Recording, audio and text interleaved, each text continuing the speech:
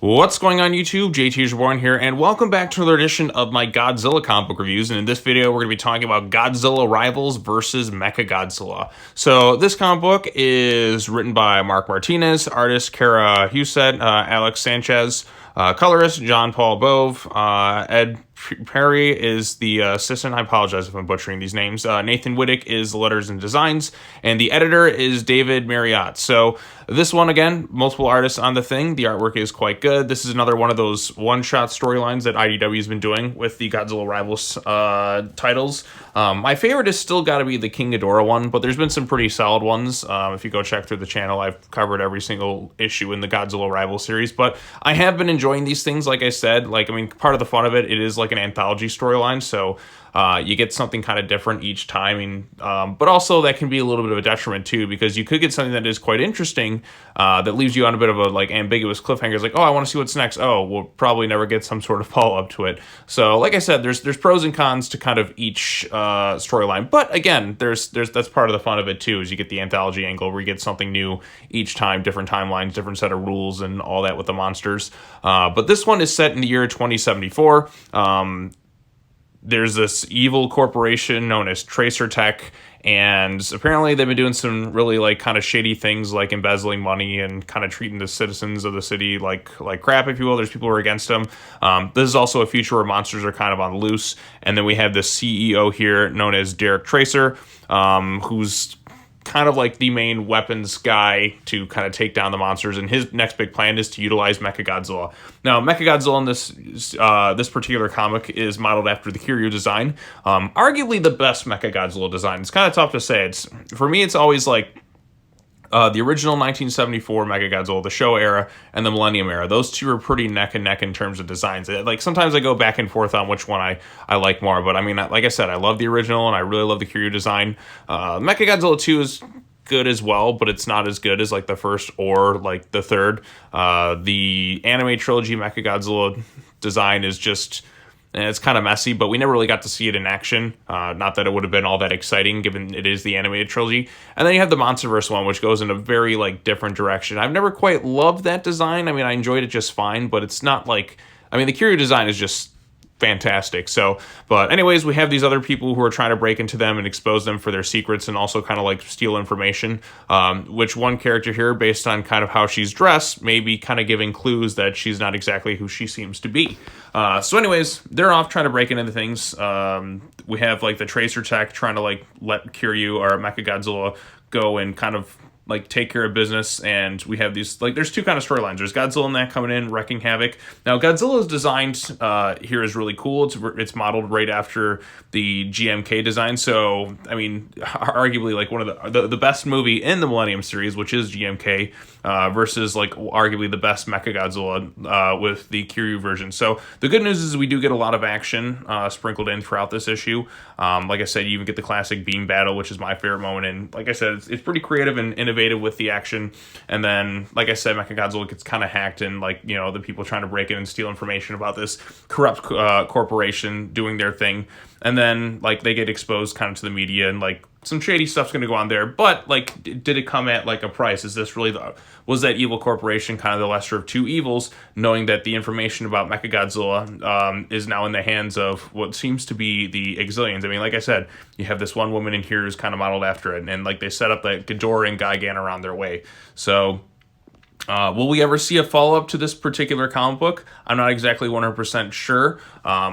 I mean, I think with this one, the action is really good. I think it just needed a little bit more kind of time to tell its story. And again, that's kind of a crux of these one shots, is sometimes it's kind of hard to gauge an interesting human storyline and they fit the monster action in there all at once. This one, on the plus side, has a lot of monster action in it, whereas some of the other one shots don't really have too many. They're more kind of setting up for the story, but there's just not necessarily enough pages to kind of tell it. But in this one, you get Godzilla in the GMK form fighting the Kiryu Mechagodzilla 3 design, and like I said, that's my favorite aspect of it. I get my beam battle that I desperately love to see. I mean, to be fair, we never actually got a beam battle in the Millennium era between Mechagodzilla and Godzilla, at least to my knowledge, because like I said, you have the original 1974, and then you have the Mechagodzilla 2 in the 90s, And I think they kind of skipped over that, but, you know, at least we got the beam battle in the Monsterverse there. So this is kind of like rectifying something that we didn't really get to see before in a canon Godzilla storyline. So, I mean, that was pretty cool to me. Like I said, the action is the main highlight for this thing. Seeing the GMK Godzilla design, I quite liked a bit. Like I said, the art and visuals are top-notch in this book.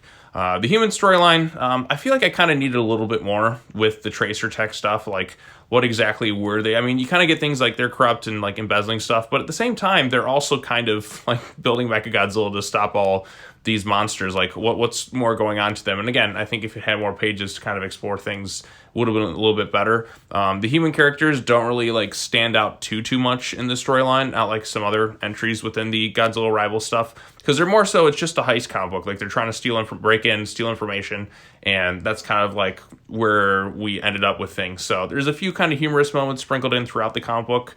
But again, it's a limited real estate space within these one-shot comics, so I understand you can't always tell everything. But for what we got, like I said, if you're here for the monster action, I think you're going to be pretty pleased with it. The artwork is pretty good. You do get your beam clashes, and you get to see Godzilla in that. I would like to see a follow-up to this comic book, like a lot of these other one-shots, because, like I said, the way it kind of leaves off, teasing the arrival of the Exilians, Gigan, and Ghidorah. I kind of want to know what's going to happen in regards to that. That's part of the fun with me with these Rivals books, is like, okay, they're definitely taking inspiration. I mean, they're basing it on, like, you know, previous Godzilla lore, but what's the continuity in this particular Godzilla storyline? Like, what do we got going on here? So, but again, this one's set in the future. We have had ones set in the future before. I think what was the one with Rodan? They were flying from, there was like the elevator up to space, and they're kind of like crashing down. There is a brief creepy shot of Godzilla in that comic book that kind of stuck with me.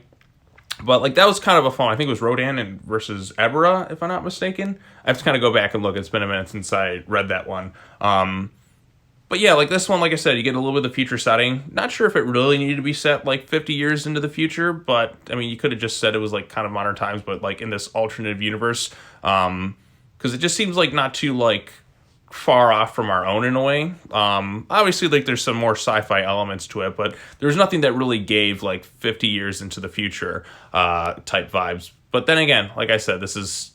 It's its own continuity, I suppose. So, but anyways, like I said, I still enjoyed it. Would have liked a little bit more fleshing out of some of the human characters, but I understand like you have limited real estate space and within the comic book. But if you're here for the action, you want to see Godzilla fight Mechagodzilla, one of the coolest Godzillas fight him, then you're going to get what you paid for in this book. So good artwork, some solid action. Would like to see kind of more like continuations of this stuff.